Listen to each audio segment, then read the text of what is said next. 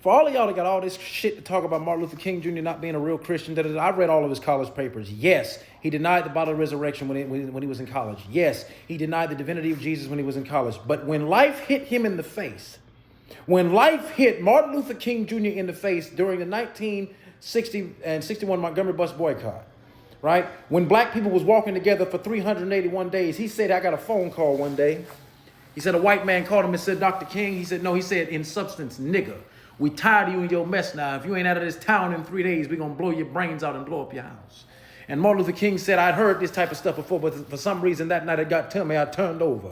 And I tried to go to sleep, but I couldn't sleep. I was frustrated and bewildered. And so I got up and I went into the kitchen. I started making me a cup of coffee. And I started thinking about all the stuff I studied in college. I started thinking about the philosophical and the theological reasons for the existence and the reality of sin and of evil, but the answer didn't quite come there. I sat there and thought about the possibility of losing my wife, losing my daughter, losing my own life, and I found myself frustrated, and I could hear something in my inner voice. He said I could hear something in my inner voice saying to me, you cannot call on your daddy now. He's in Atlanta, Georgia, 175 miles away.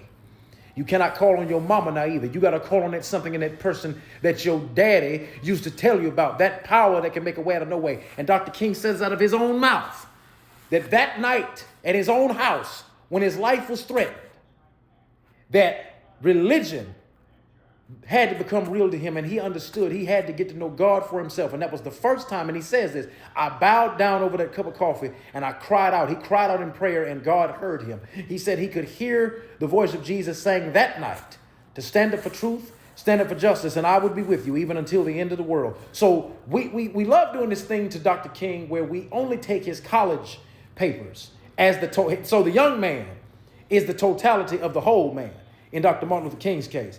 But if I remember correctly, when I read the Bible, when I read about David, I think he slept with Bathsheba, but God still used him. If I remember reading about Noah, he was accused of drunkenness, but God still used him. When I remember reading about Solomon, he slept with 700 wives and 400 concubines. When I remember reading about Samson, Samson had prostitutes like nobody business.